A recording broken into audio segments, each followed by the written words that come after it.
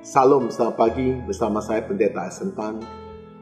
Pada pagi ini, saya mau bicara tentang lidah dan perkataan. Saudara yang dikasihi Tuhan, ketika kita bicara tentang lidah ini di dalam anggota tubuh adalah bagian yang paling kecil, tetapi pengaruhnya sangat besar. Setiap hari kita menghadapi tantangan dengan berkata-kata. Kita juga diharapkan untuk menjaga lidah kita. Seperti saudara bisa melihat firman Tuhan di dalam kitab Yakobus 3 ayat 1-8. Di dalam firman ini saudara bisa melihat bahwa di ayat yang keempat dia bicara tentang apa? Lihat kapal-kapal yang begitu besar digerakkan oleh angin yang begitu kencang, namun dikendalikan oleh kemudi yang amat kecil menurut kehendak jurumudinya.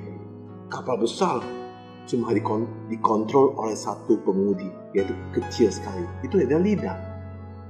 Kemudian yang pada ayat ke-6, lidah pun adalah api yang merupakan suatu dunia kejahatan dan mengambil tempat di mana anggota-anggota tubuh kita sebagai sesuatu yang dapat menodai seluruh tubuh dan menyalakan roda kehidupan kita, sedang ia sendiri dinyalakan oleh api neraka.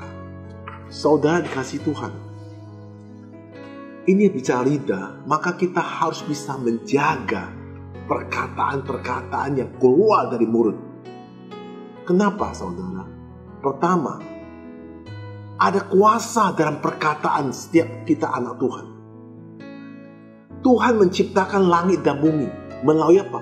Melalui firman-Nya. Ketika Dia berfirman, jadikan terang, maka terang pun itu terjadi. Saudara dikasihi Tuhan, sebagai anak-anak Tuhan, kita perlu sama-sama mengetahui bahwa ada kuasa perkataan dari diri kita. Jangan pakai perkataan-perkataan kasar. Jangan pakai perkataan-perkataan kotor sehingga melukai orang. Tetapi pakailah perkataan-perkataan yang menguatkan, yang menolong sesama dan membawa hidup yang penuh dengan sukacita. Di dalam kitab Amsal 18 ayat 21 bunyinya, hidup dan mati dikuasai lidah. Siapakah suka mengembangkan akan memakan buahnya. Saudara kasih Tuhan, hidup mati dikuasai satu lidah. Maka ketika kita ucapkan kata itu bisa menyinggung hati orang, maka orang itu akan ternyata dilukai, akan membenci kita seumur hidupnya. Saudara kasih Tuhan, lidah bisakah dijinakkan? Karena anggota tubuh yang kecil. Bagaimana kita mengontrol lidah yang di dalam mulut kita yang kecil ini? Bagaimana supaya menjinakkannya? Kau bisa menjinakkan akan membawa kita dalam kehidupan yang penuh dengan diberkati. Saudara, kekanglah lidah yang kecil ini. Seperti apa yang dicatat oleh Alkitab di Yakobus 3, bahwa lidah itu kekang yang kecil dapat mengatur jalan seekor kuda yang besar. Kemudi yang kecil dapat mengendalikan sebuah kapal yang besar. Api yang kecil dapat membakar hutan yang besar. Bagaimana dapat menjinakkan lidah ini? Maka saudara, kita harus berdoa dan minta Tuhan jaga lidah kita. Mazmur 141 ayat 3. Awasilah mulutku, ya Tuhan, berjagalah pada pintu bibirku. Itu yang dikatakan Daud. Daud adalah seorang hamba Tuhan yang diurapi Tuhan luar biasa. Dia selalu berkata, awasi mulutku, ya Tuhan, berjagalah pada pintu bibirku. Isi hati dengan kebenaran firman Tuhan.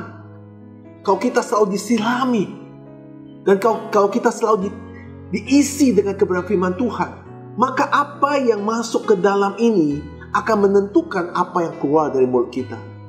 Kok pikiran kita semua penuh dengan firman Tuhan, hati kita penuh dengan firman Tuhan, maka keluar adalah firman Tuhan. Sehingga bukan keluar ada perkataan-perkataan jahat. Saudara, bagaimana kita memikirkan, mengucapkan hal-hal yang baik sesuai dengan kehendak Tuhan? Maka saudara, kita tidak bisa sempurna dengan perkataan kita setiap hari. Maka kita bisa berubah dan mengalami pertumbuhan di dalam iman kita di dalam Kristus. Jika iman kita dalam Kristus, maka kita takut akan dosa. Maka kita bisa jaga dan mengekang lidah kita untuk berkata-kata yang tidak baik. Saudara kasih Tuhan, renungkan ini bersama-sama. Bagaimana caranya kita berkata-kata? Saudara, apakah lebih banyak mengeluh daripada berucap syukur?